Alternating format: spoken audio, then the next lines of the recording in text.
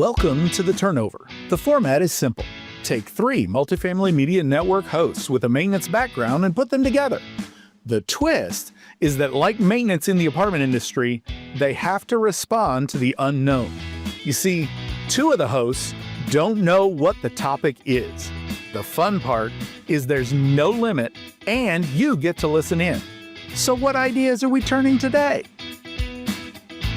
Welcome to another episode of The Turnover with my dear friends Paul Rhodes and Mark Sharp. So excited to have you joining us today. I have something special, boys. We did not talk about this. We have been soliciting questions for quite some time. We have aired our episode of Miss Suzanne Hobson, a fellow podcaster here on our network, asking us. That was a great conversation. But the questions are coming fast and furious. They are coming. We want more. So I have something that it might change every single time we do this, but I have a random question generator up on our screen. I have 4 of our questions that we've been asked. They are currently preloaded. It's so cool. And this little gadget that we have on the screen is going to pick the question. I do not know. In my studio, they are labeled questions 1 through 4. I can't even remember who's question 1, who's question 4. As we have always committed to each other, I have not listened to any of these questions. I don't know these questions. I am as blind as you 2 gentlemen are. So without further ado, I think we need a little drum roll. Wheel of morality. Turn, turn, turn. All right. So we are going to go with question number 2. So let's close out question and let's pull up. I honestly have no idea what is about to happen. Yay, technology. Here we go, boys. Mike Brewer. Tremendous trio. Mark and Paul and Chris. Try to keep this short. My name is Mike Brewer. I am the Chief Operating Officer for ARC Multifamily Group based in Irvine, California, with the offices here in Atlanta, Georgia. My question is this: how do we put the crafts, or the respect for the word craft, in Craftsman? How do we put that back in the equation? Because I think in this social world, or this world full of social media and the YouTube culture, the Instagram culture, the TikTok culture, we've lost respect, I think, in some cases for the trades, for those things that are necessary and important as it relates to customer service, retention, and just overall respect for those service team members who work it day in and day out, and sometimes the most thankless scenarios on our properties. Hopefully that makes sense. If not, hopefully you can make sense of it. Thanks, Mark. Thanks, Chris. Thanks, Paul. Take care. Okay, what was the other 3 questions? First of all, I was just blown away that Mike sent in that question. Let's start there. The wheel again, please.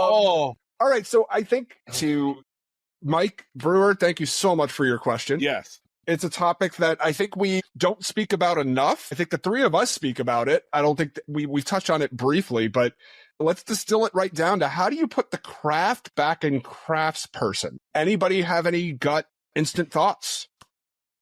All right, Mark, you're up. Go, Mark. Okay. We have to have a louder voice.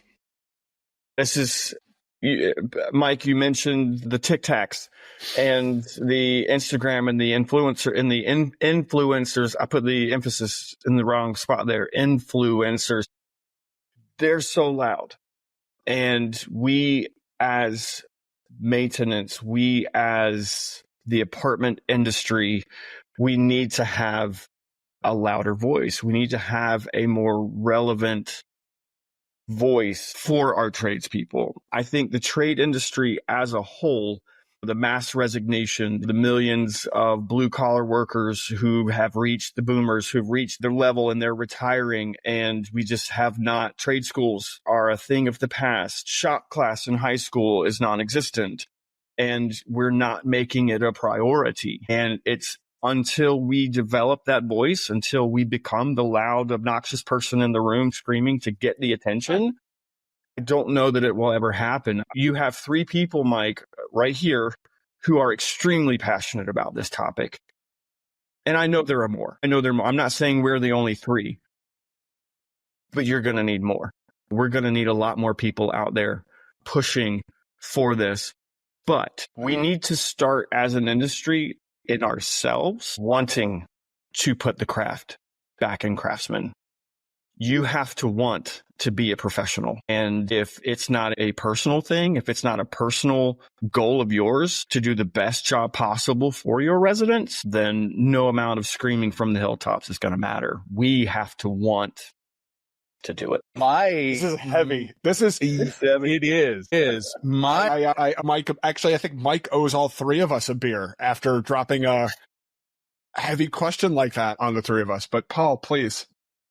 My response is a little bit different, and it's broader in that we might be setting incorrect KPIs if we want to put the craft back in Craftsman. And I think this also goes beyond just being a maintenance professional.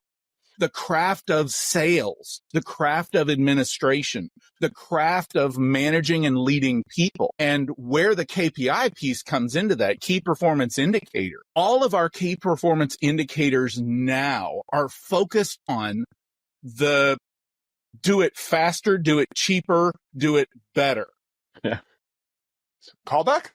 Callback. Yeah. I'm sorry. Callback. I think I heard my headphones aren't working. I'm pretty sure I just heard a callback. Yes. First to one. that end, yeah, and the callback is pick 2 because having 3 is the big challenge. But our KPI, the one that to me speaks to this is the faster piece. Everything that we do in all of those trades, that sales, administration, leading people, even and maintenance stuff, it's all keyed towards faster. I know I still get the question. I'm assuming, Chris, you and Mark get the question at conferences when you go to. Every single one, there's a manager or a people leader that comes and talks to me and says, Paul, how long should it take to do X, Y, Z? My least favorite question in the English language. Yeah, as long as it takes. How long does it take you to lease an apartment? That's the answer to the question. But the focus behind, or the question behind the question, is how can we make it faster? Faster is not always better, No. period. Yes, No. I get it. For finances, for money, the minute we began monetizing something into a KPI, faster becomes better. If our goal is to put crafts back into Craftsman, there has to be an allowance for the fact that good quality requires time. And if all we're doing is pushing our maintenance people, our leasing people, our managers, our budgeting people, our vendors, if all we're doing is pushing them to be faster, we're never going to get back to Craftsman or being crafts people. And that, I think, is the beginning place. We have to come up with metrics that are more than just this thing on my wrist. I love that. I love metrics. I love KPIs. Mark, you said loudest voice in the room. My answer is we have an awful marketing department when it comes to maintenance. The marketing department in organizations at a property level is the loudest voice in the room. They're the ones setting the KPIs, right? We tell residents 24-hour service guarantee. Maintenance is going to be there. We're going to fix everything. We're going to take care of you. We're going to tuck you in at night. We're going to wake you up in the morning. We're going to feed your dog. And that is part of one of the major issues that we have, because we have set expectations. Mark, Paul, you said expectations. Organizations are setting expectations so high. And looking at the three-legged stool of cheaper, faster, wow, Better. at a moment, and better. You're in a business where charging people money.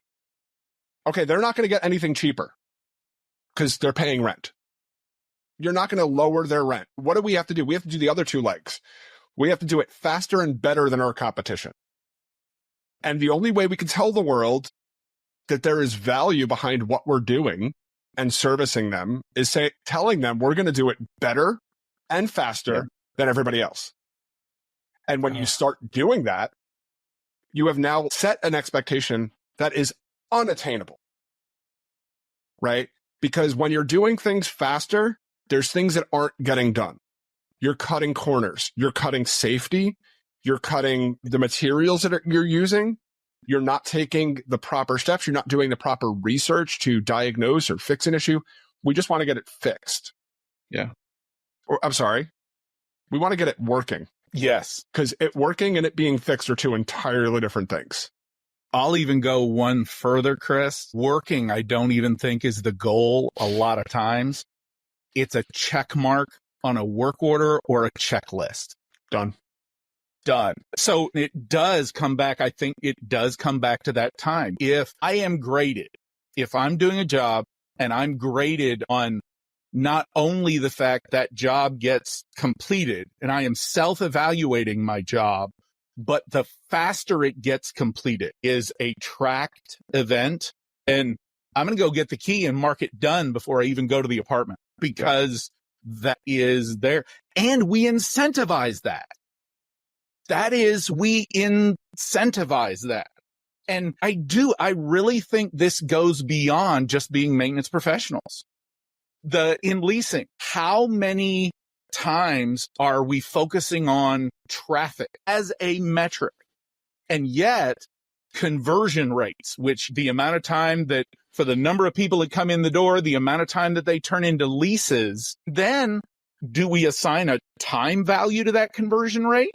If so, then why? What is the benefit there? And if not, why do we assign a time benefit conversion rate to maintenance? So, Mark, can you expand on the loudest voice in the room? Because I think we've seen, I look at it from a national level. You, myself, and Paul were very involved in the industry at large, and you were very involved in your local associations as well.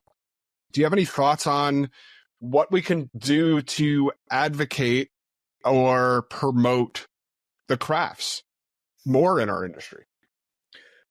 We have to go out. The days are gone of, I'm not saying it never happens, but managers sitting in their office and someone walks through the door with a resume, 20 plus years experience, all of the certifications, all this stuff, and says, I can start tomorrow. And sure, I'll take $18 an hour.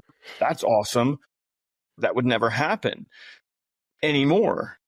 But we're still sitting back, waiting for somebody to walk in the door, or we're putting an ad on Craigslist for a person. Craigslist is still a thing? Craigslist is still a thing. Now, there are phenomenal placement companies within our industry. I don't want to get into naming them because I'll forget somebody. But there are great temp agencies in our industry that place people specifically for multifamily. But when I say the loudest voice in the room is, there is no marketing. There is nothing. There is, hey, come to the multifamily industry. We are a viable industry for the U.S. We provide housing. We provide a service, but not just manager maintenance. But we have painters. There's carpet. There's blah, blah, blah, blah, blah, blah. Any number of people, any number of positions that service the multifamily industry, but you don't hear about it. Yeah, I agree with you on that, Mark. And I have said this quite often in rooms where I was the only maintenance professional in the room, large rooms where I was the only maintenance professional in the room, 1-to-100 ratio, 1-to-500 ratio. I'm not exaggerating. This is true. These are true stories. And I have said the same statement, and there's not one person who disagreed with me in the room. And I said, there's more of us than there are of you. Not to play the us versus them, but laws of averages, there are more maintenance professionals in the multifamily industry. It's proven, our statistics, there are facts, but we are underrepresented when it comes to leadership roles in organizations. We are underrepresented in associations, but there's more of us than them. So that's when you say something like the loudest voice in the room, we have to be louder. There are folk, Paul, Mark, myself, I don't want to list off the names of people that we all know and we work with and we talk to, because it wouldn't be fair. Much to your point, Mark, we would leave somebody out, but there's starting to be more and more of those names. that gives me a warm place in my heart. And it also gives me hope to answer Mike's question as I start to wrap here, is that's how we start putting the crafts in craftsperson, is we are advocating for ourselves. We are marketing ourselves. We're getting our organizations. Instead of the first page on their website having somebody signing a lease, there's a maintenance technician painting an apartment that somebody's going to move in. Instead of an association highlighting all the great things that they do for training of leasing and property managers, they're talking about the CAMT program or special events that they're doing. The minute we start to do that, the minute we start to become the loudest voice in the room, because we are definitely the largest group in the room, but we're quiet. I think it also goes into what that voice is saying. Correct. And how it is. Correct. The more I'm hearing us talk about this, it comes to appreciating good crafts. I can remember being on site, and when I was learning how to apply caulking to a bathtub and going over how to do it, and the guy who showed me how to do it, he showed me incorrectly how to do it the first time. And I had a regional come by and say, "Why are you doing it that way?" And spoiler, I was using a paper towel, which means your fingers are dry, so that every time you go back with the caulking, you were pulling it off as opposed to embedding it. Yeah. He pulled out a flooring sponge and showed me how to use the flooring sponge and then let me go. He showed me how to do it, demonstrated, and let me do one line. And then you go over to apartment 1324 and you do that bathroom apartment. And he made a point of coming to my apartment that I was working in, looking at both bathtubs, and corrected where I went down on the faucet wall between the tub and the toilet. It was a little marred down there, and I tried to cover it up. And he showed me how, ever happened to you? He showed me a better way of doing that seal, making that seal. But the point isn't that he didn't correct me. The point was, it mattered enough to my leader to come and appreciate the investment in my time that I made in following his direction, so it was done correctly. Yes, there was time involved there, but if we're going to get to Craftsman, we have to have a commitment. I think all the way up, whatever hierarchy, family tree, chain of command that we have at our properties, that we begin to appreciate out loud. And when you said a louder voice, that's what my brain went to. Our leaders have got to appreciate good work when they see it out loud, as opposed to, yep, it was a good move in, no work orders, moving on. Mark, anything that you want to say as we close out?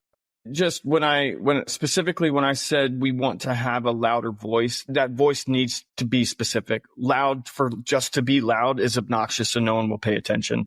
Yeah. But we need to have that's another topic for another episode. I know. It just needs to have a better marketing plan. There needs to be more. You can't turn on social media without seeing a really cool, well done video of leasing, welcoming people into the office. And that's great. That's wonderful. It's amazing. But how about a really cool video of something a maintenance guy did? Where's a cool time-lapse video of an apartment turn or taking apart an appliance and putting it back together? You guys keep using the word cool. Maintenance is not cool. It's just that, I think, is the beginning of the marketing plan. It's got to be cool. Got to be cool. Got to be cool. Gentlemen, as always, thank you for helping us turn over this question from our Thanks, Mike. Dear friend and co-founder of the Multifamily Media Network, Mike Brewer. That was a nice surprise. Excellent question, Mike. And if you have a question for Paul, Mark, and myself, please do not hesitate to reach out to either us directly on direct message on our social media. Go to our multifamilymedianetwork.com page for the turnover and leave us a question there. And we'll gladly send you a link so you can video and turn in your question just like Mike. And we can surprise each other with these great videos. So for this episode of The Turnover, I'm Chris Caramanica with Paul Rhodes and Mark Sharp. come and join us next time as we turn over another question. Now it's your opportunity to respond and let us know what we missed. If there's any topics of conversation you'd like us to turn over, head over to multifamilymedianetwork.com and leave us a message.